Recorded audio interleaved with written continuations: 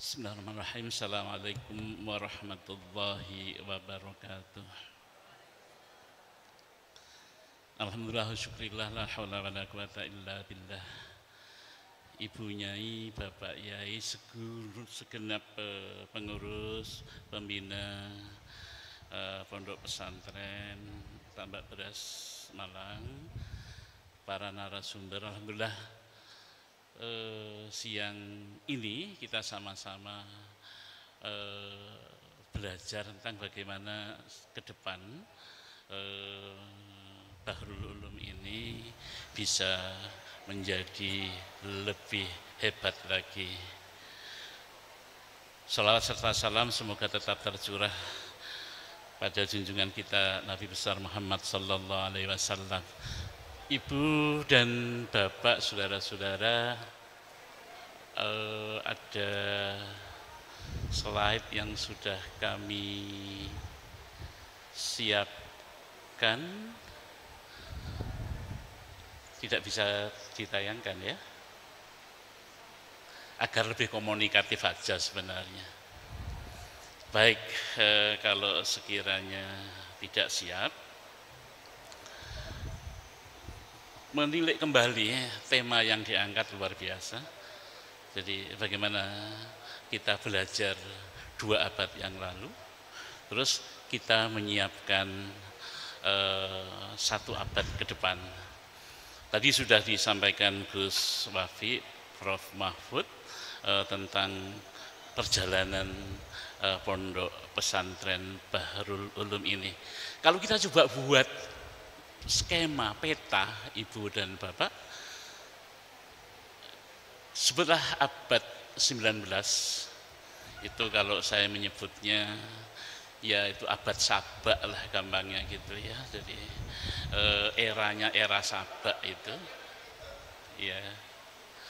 Terus abad 20 eranya sudah kertas. Abad 21 eranya sudah pindah lagi digital, Ibu Bapak. Kalau kita sudah mendengarkan, menyaksikan bagaimana hebatnya pendahulu kita memang wajib mengenang, wajib menghargai seluruh yang diupayakan oleh generasi sebelum kita. Tentu pertanyaannya, apakah kita hanya terus melihat ke belakang? Jawabannya bukan. Itulah maka saya sangat tertarik kalau di Bahrul Ulum ini mencoba membuat proyeksi terus ke depan apa gitu ya. Jadi kalau pendahulu kita sudah demikian hebat berkontribusi di bidangnya masing-masing, terus generasi sekarang, santri-santri sekarang dan ke depan apa yang bisa dikontribusikan? Apakah kita akan jadi penonton, jadi tukang tepuk tangan dalam kehidupan ke depan? Tentu kita tidak ingin seperti itu. Itulah makanya kita coba di sini berkumpul, menyatukan pikiran, gagasan bagaimana sebaiknya ke depan. Saya oleh panitia itu diberi topik ini, jadi inovasi pembelajaran berbasis komunitas di pesantren. Saya membuat subjudulnya itu memang bagaimana kita mengintegrasikan spiritualitas dengan ilmu dan amal. 3 ini merupakan pilar utama kita untuk menghadapi era ke depan yang orang menyebutnya era digital, yang sekarang ini sangat didominasi dengan era AI, artificial intelligence. Jadi kalau yang tadi saya sebut abad 19 abad Sabak, abad 20 abad kertas, terus abad 21 itu sudah abad AI sekarang ini, digital itu Bapak. Tentu tantangannya berbeda. Kita tahu setiap zaman punya tantangan, setiap zaman ada orangnya. Kalau beda abad, pasti kita akan berbeda tantangannya. Yang jelas, Ibu Bapak semua, kita pasti mau tidak mau ya ini niscaya harus merespon dan harus menjadi pionir gitu saya menyebutnya untuk era ke depan kalau ingin Bahrul Ulum ini kita ini penerus-penerus Mbah Wahab ini bisa bukan hanya mempertahankan tapi bisa menjadi lebih hebat. Kita tahu sekarang ini di era informasi, di era AI begitu mudahnya, katakanlah kalau ini di kampus ya, dunia saya kalau mahasiswa mau buat artikel tulisan hanya memasukkan prompt ke AI, ke aplikasi itu 3-5 menit selesai sudah tulisan itu. Jangan lupa Bapak Ibu santri-santri kita itu untuk sebutlah, coba buatkan sekarang silsilah bagaimana pondok pesantren Bahrul Ulum Tambak Beras ini didirikan. Masukkan itu semua ke AI yang disampaikan Gus Wafi tadi itu akan sudah bisa itu dihasilkan oleh anak kita. Pertanyaannya sekarang, terus anak-anak itu belajarnya di mana sekarang? Ini pertanyaan besar Bapak di dalam dunia AI sekarang. Ini sebenarnya juga yang katakanlah membuat dunia pendidikan bukan hanya pesantren itu tanda petik setengah hati menggunakan AI di dalam pembelajaran ini. Tapi sekali lagi ini sudah menjadi keniscayaan akan terjadi seperti itulah. Maka Bapak Ibu di slide berikutnya itu saya tulisan ini waktu yang disediakan tadi 15 menit saya bagi jadi 3. Mudah-mudahan tulisan ini bisa di-share ya nantinya agar bisa terbaca oleh semua. Maaf ada 4 di sini. Ada bagaimana konteksnya ya, itu saya coba letakkan. Terus bagaimana landasannya kalau kita mau berinovasi pembelajaran di pesantren ya, basisnya basis pembelajaran. Itu harus seperti apa menghadapi era yang saya sebut tadi. AI yang sudah tidak bisa dihindari lagi. Terus bagaimana modelnya kira-kira? Apakah kita ikut arus? Bahkan di dalam pelaksanaan pembelajaran seringkali ini manusia itu jadi objeknya AI, kebalik sudah. Nanti bagaimana refleksinya ya kita kalau kita coba terapkan di dunia pesantren. Saya mengawali di konteksnya. Saya ini ngutip aja dari Mbah Hasyim Asy'ari itu, menurut beliau nuntut ilmu itu ibadah ya, mengajarkannya itu dakwah. Ini mesti menjadi pijakan kita kalau kita ngomong inovasi. Inovasi yang seperti apa?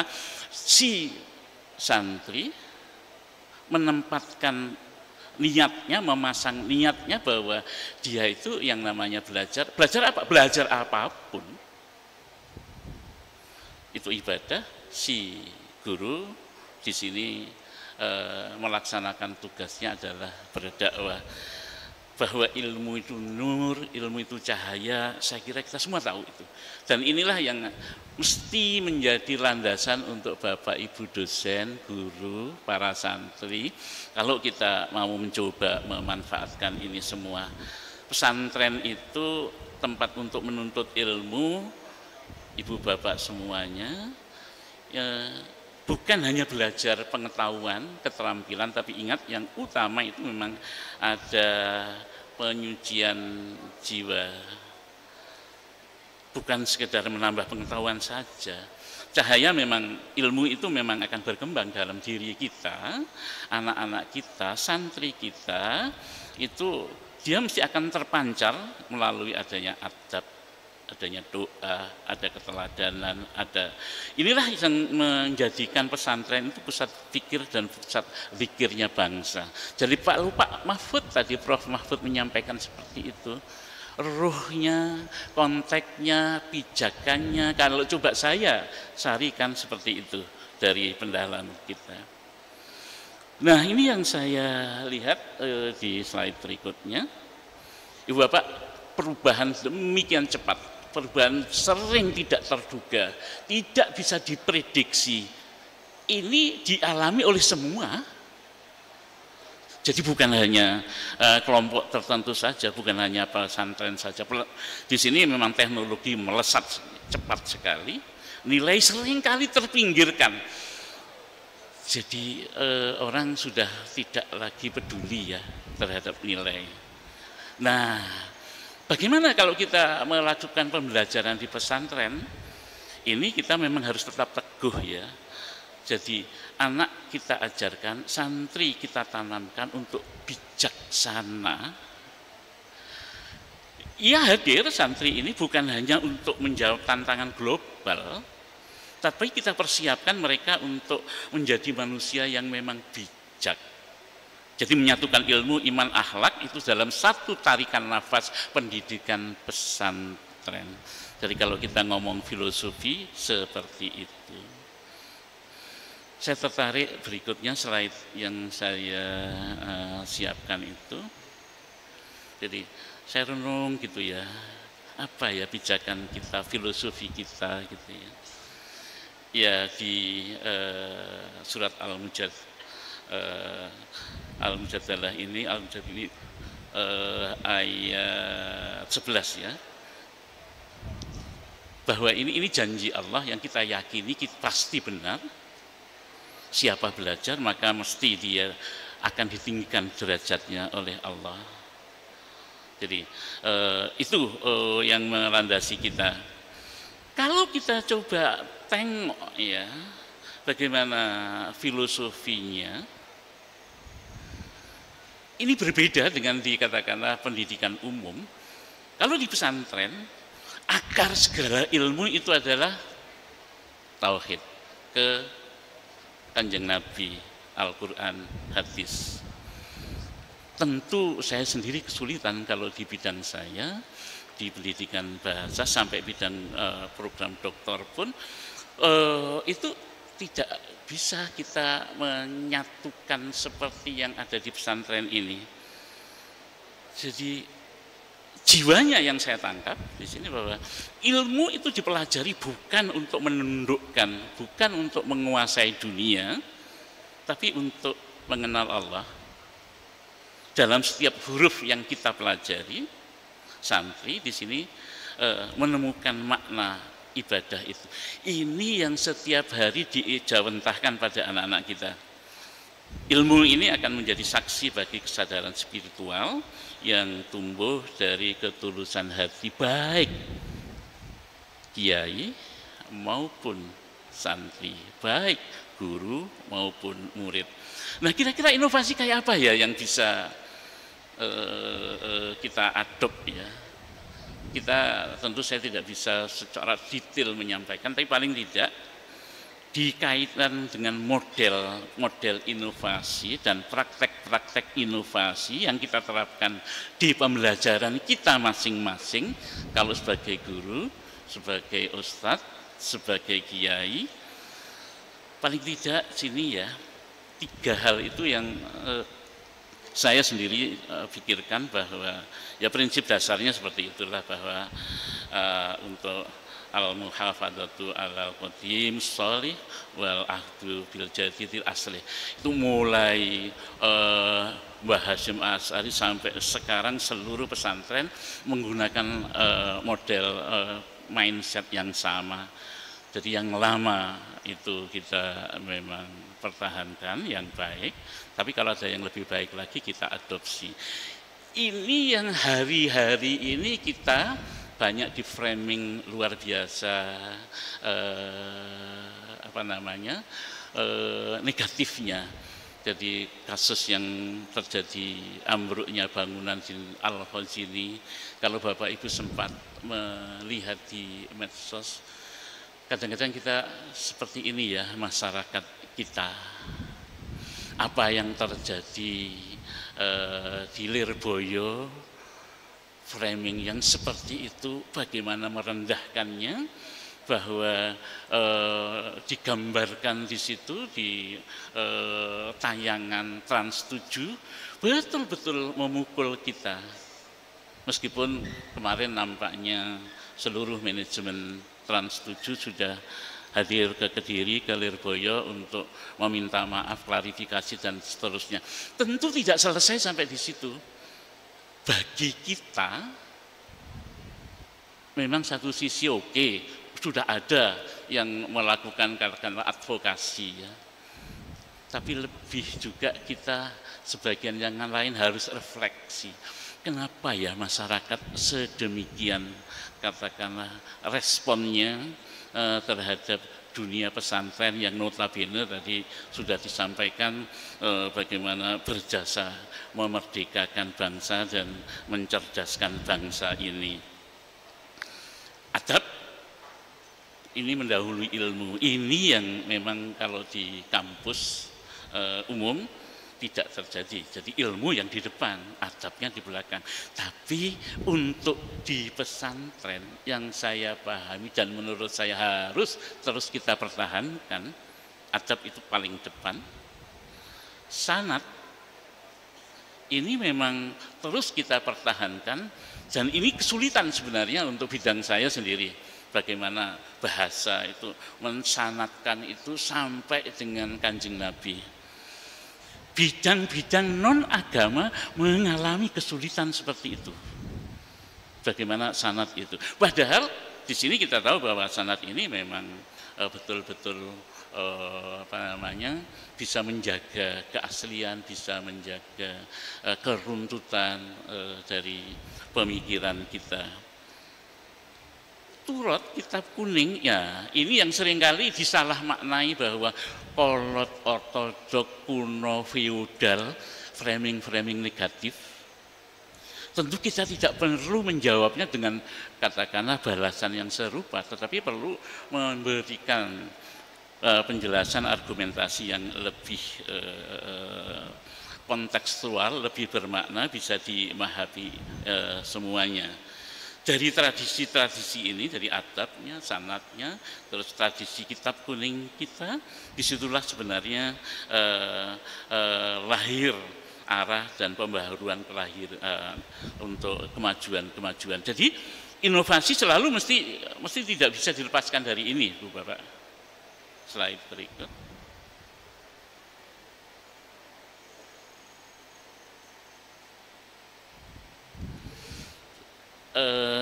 Saya masih punya waktu. Kalau habis tolong nanti diingatkan. Tasawuf dan tazkiyah. Jadi pensucian jiwa. Ini yang kelebihan yang dimiliki oleh pesantren. Apapun yang kita hadapi, era yang kita katakanlah hadapi, dari era informasi dengan AI, dengan IT seterusnya ini, maka pensucian jiwa ini tetap harus menjadi sentra ya. Tasawuf mengajarkan keseimbangan antara akal dan hati. Ilmu tanpa pensucian diri hanya menambah kesombongan saja. Sementara ilmu dengan tazkiyah ini akan melahirkan kebijaksanaan. Santri belajar bahwa ikhlas adalah inti pengetahuan dan kebeningan hati adalah awal dari segala pemahaman yang dimiliki oleh santri.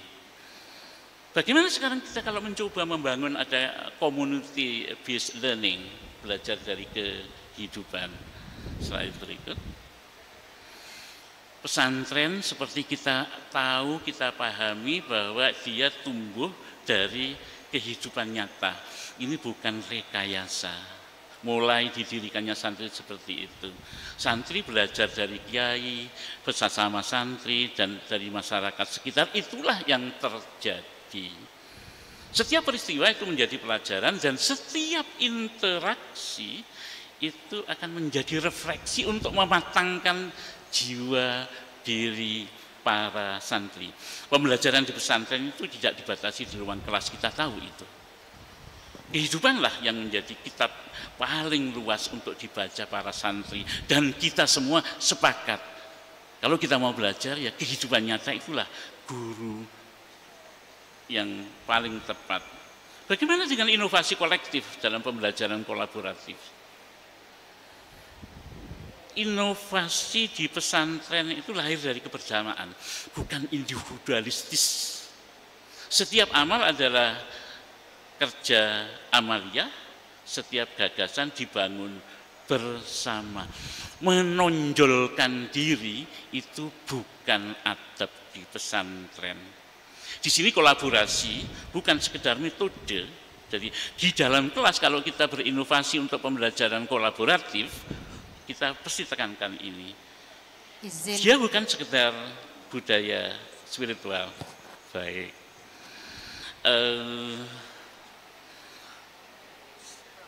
Untuk yang selengkapnya agak panjang memang yang saya siapkan, mohon nanti bisa di-share. Yang bagian akhir yang ingin saya sampaikan. Jadi catatan ya, langsung slide 1 sebelum akhir. Terus, ya ya, lagi, terus,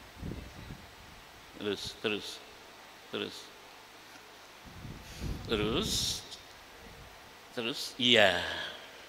Ini yang ingin saya tekankan, bahwa inovasi sejati di pesantren itu bukan mengejar kebaruan, Bapak, tetapi lebih menumbuhkan kebijakan, kebajikan, masalah salah.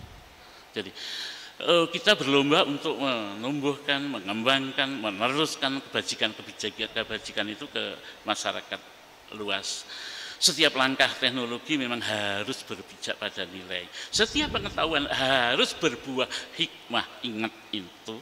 Jadi apapun bidang kita, kalau kita mau berinovasi, ujungnya harus berbuah hikmah, dan setiap pembelajaran harus berujung pada cinta. Saya kira itu yang saya sampaikan. Mungkin nanti kita berdiskusi lebih lanjut. Saya akhiri. Assalamualaikum warahmatullahi wabarakatuh. Waalaikumsalam warahmatullahi wabarakatuh.